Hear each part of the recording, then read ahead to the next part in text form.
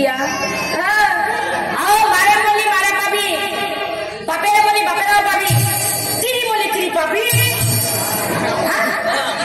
বাবু কেনকে পাবো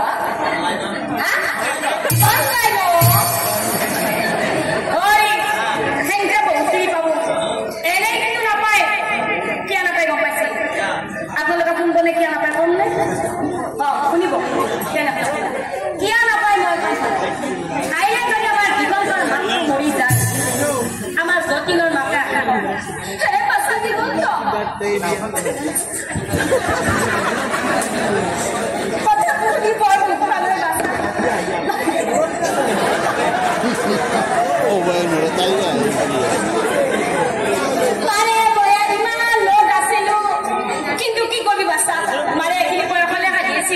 গতিকে দুখ নকবি বাচ্চা মাৰে হে কৰি গেছি মই আছো নহয় মোকেই মাৰি ভাবি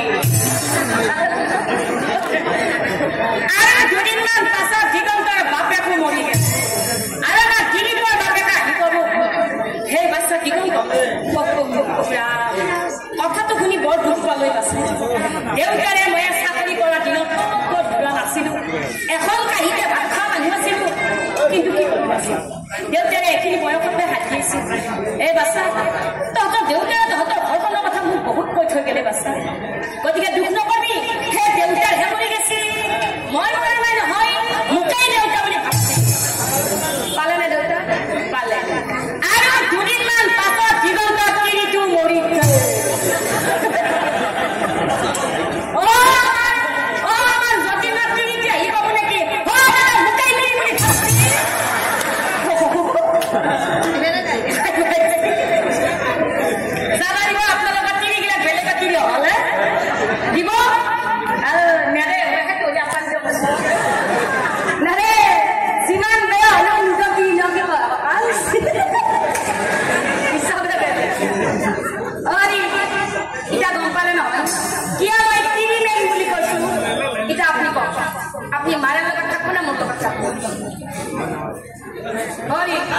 কি খালি পয়সা আছে বদ্দেকা বুড়ি মোক বিয়া পাতি আনছিলি আগৰ বাৰে নিৰ্বাচন কৰি আছিলি বদ্দেকা বুড়ি কৰিছিলি মই এইবিলাক ক'ব নোৱাৰো আপুনি যদি বদ্দেকাৰ কথা উঠাবা মই কিন্তু আপোনাক এই ঘৰ যাব নালাগে তেতিয়াহ'লে আপুনি কওক মাৰে লগত থাকব নে মোৰ লগত থাকব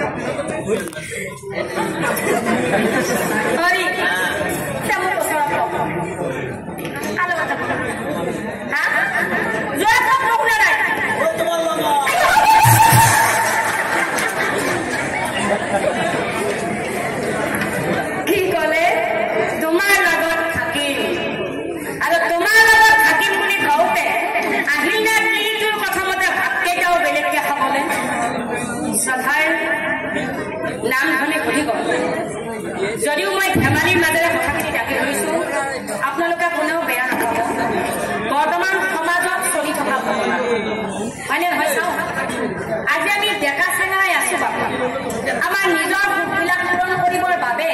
তেওঁলোকক আমি পিতৃ মাতৃৰ পৰা কাঢ়ি আনিছো নহয় আমাৰো কিন্তু ল'ৰা ছোৱালী আছে আকৌ আমাৰ ল'ৰা ছোৱালী ডাঙৰ হৈ এদিন আমাক যে তেনেকুৱা নকৰিব কিবা মানে আছে আমাকো কৰিব বেছিহে হ'ব সেইকাৰণে আইসকল মই নামটোৰ মাজেৰে কথাখিনি দাঙি ধৰাৰ উদ্দেশ্য হ'ল এইটো যে আপোনালোকে অন্তত নিজৰ স্বামীকেইজনক হাতৰ আঙুলিবোৰত নচুৱাবলৈ চেষ্টা নকৰিব মনত ৰাখিব যে স্বামীকেইজনে হৈছে আমাৰ জীৱনৰ অলংকাৰ যেতিয়ালৈ স্বামীকেইজন জীয়াই থাকিব তেতিয়ালৈ কিন্তু আমি মাইকী মানুহখিনিয়ে সমাজত দৃঢ়তাৰে থিয় হৈ থাকিম আৰু যেতিয়াই স্বামীজন আমাৰ জীৱনৰ পৰা নোহোৱা হৈ যাব হয়তো নোহোৱাবিলাকে অনুভৱ কৰিছে তেতিয়াই কিন্তু মাইকী মানুহৰ জীৱনত একোৱেই নাই সেইকাৰণে আইসকল নামটোৰ মাজেৰে কথাখিনি দাঙি ধৰিছো হয় শাস্ত্ৰত কৈছে যে কলিৰ যুগত হেনো নাৰীৰ কথামতে পুৰুষে সদায় কথা বহা কৰিব কিন্তু মই আপোনালোকক নামটোৰ মাজেৰে বুজাই দিব বিচাৰিছো যে আপোনালোকে অন্তত জানি বুজি সেই ভুল কামটো আৰু নকৰিব বুজি পালে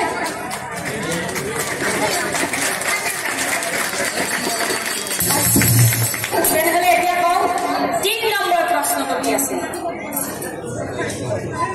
কোনে ক'ব পাৰিব 3 নম্বৰ প্ৰশ্নটো কি আছিল হৈ গেল কান্তি মই আকৌ আছিলে বাচ্চাটা 2 নম্বৰ প্ৰশ্নৰ উত্তৰ দিলা কোনে 3 নম্বৰ খুব পাল ইয়াৰে মানুহবিলাক বিয়া খান জানি হয় 3 নম্বৰ প্ৰশ্নটো আছিলে যে সিংহ দুটা শিয়ালটো গাড়ীত উঠাই টানি টানি লৈ গৈ আছে আৰু মাজে মাজে কিন্তু সেই সিংহ দুটাই শিয়ালটো প্ৰভু প্ৰভু বুলি প্ৰণামো জনাই গৈ আছে তেনেহ'লে 3 নম্বৰ প্ৰশ্নৰ উত্তৰ দিওঁ শুনক নাম ধৰ্মী পুথিখন এই কথা মই কোৱা নাই শাস্ত্ৰই কৈছে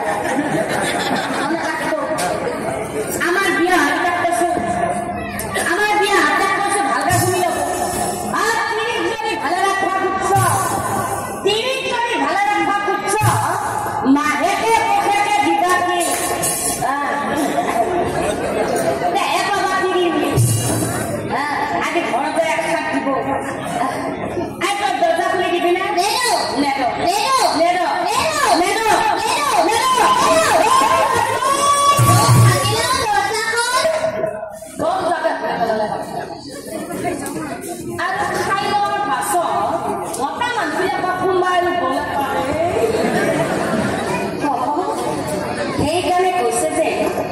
কলিৰ যুগত